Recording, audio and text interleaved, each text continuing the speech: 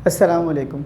9th की physics में chapter wise important बताने का सिलसिला जारी और सारी था। तो उसी सिलसिले को आगे बढ़ाते हुए आज एक शेर सुनेंगे, फिर उसके बाद हम आगे बढ़ेंगे। कोई सवाल बहुत देर तक नहीं रहता, तेरा ख़याल बहुत देर तक नहीं रहता। तो अब आपको देर नहीं लगनी, सिर्फ 2 ही चैप्टर रह गए हैं, चैप्टर नंबर 8 और चैप्टर नंबर 9। हम 2 चैप्टर्स के फासले पर हैं और उसके बाद हमारा इम्पॉर्टेंट बताने का जो सिलसिला है वो ख़त्म हो जाएगा।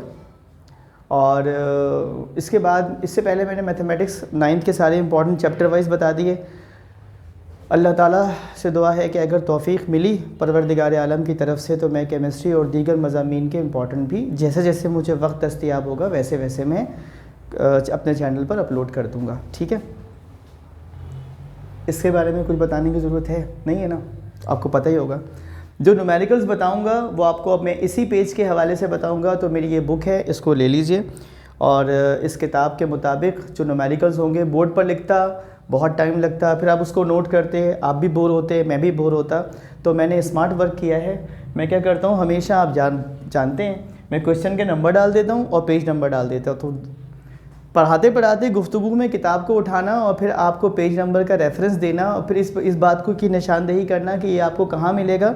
तो मैंने सोचा कि आज इब्तिदा में ही ये काम कर देता हूँ। वैसे तो मैं ये वीडियो के दरमियान में काम करता हूँ। ठीक है, मेरी अपनी लिखी हुई किताब है और देख लें किताब का टाइटल, मेरी शर्ट, दोनों मैच करते हैं। ठीक है, ये शाम और तेरा नाम। चलिए, मोस्ट इम्पॉर्टेंट में आज सिलसिला हुआ चैप्टर नंबर 7 और 7 चैप्टर का नाम है प्रॉपर्टीज़ ऑफ मैटर।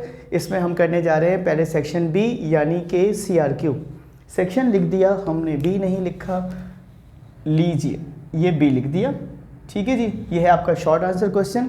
इसका पहला क्वेश्चन है differentiate between boiling point and evaporation. कोई से 3 या 4 पॉइंट्स लिख दीजिएगा जो बॉइलिंग पॉइंट के और इवेपोरेशन के दरमियान होते हैं। Question number 2, explain kinetic molecular model और थ्योरी ऑफ मैटर। ठीक है जी, उसके बाद क्वेश्चन नंबर 3 आता है, what is the effect of temperature on the average translational kinetic energy of molecules of a gas. यानी किसी भी गैस के मॉलिक्यूल्स की एवरेज ट्रांसलेशन एनर्जी पर टेम्परेचर के बढ़ाने या कम करने से क्या असरात मुरतब होते हैं।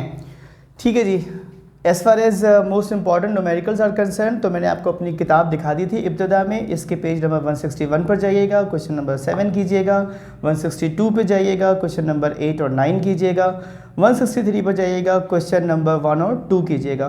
कुल 5 न्यूमेरिकल्स ही इंपॉर्टेंट है इस चैप्टर के। इसको अच्छी तरीके से करेंगे तो उम्मीद कवी है परवरदिगार आलम की तरफ से कि आपकी तैयारी अच्छी होगी और पेपर इंशाअल्लाह अज़ीज़ अच्छा होगा। आ जाइए सेक्शन सी की जानिब, जिसको हम कहते हैं एक्सटेंडेड रिस्पांस क्वेश्चन या डिटेल आंसर क्वेश्चन। आमतौर पर आप उसको लॉन्ग क्वेश्चन आंसर कहते हैं। इसमें एक ही सवाल है, डिस्क्राइब बॉयल्स लॉ। और बॉयल्स लॉ को दूसरे अगर हम लफ्ज़ों में लिखें तो हम कहते हैं pressure volume law. Boyle's law को एक्सप्लेन कीजिएगा एग्जाम्पल्स के साथ और इसकी जो डेरिवेशन है ना, P1V1 = P2V2, वहाँ तक ड्राइव कीजिएगा और इसका ग्राफ भी बना दीजिएगा। ठीक है, बॉयल्स लॉ का। So that was the whole story of properties of matter, chapter number 7 physics 9th। मुझे दीजिए इजाज़त, आपको तो बहुत सारे काम होंगे, मुझे उससे भी ज़्यादा काम है। अल्लाह हाफ़िज़।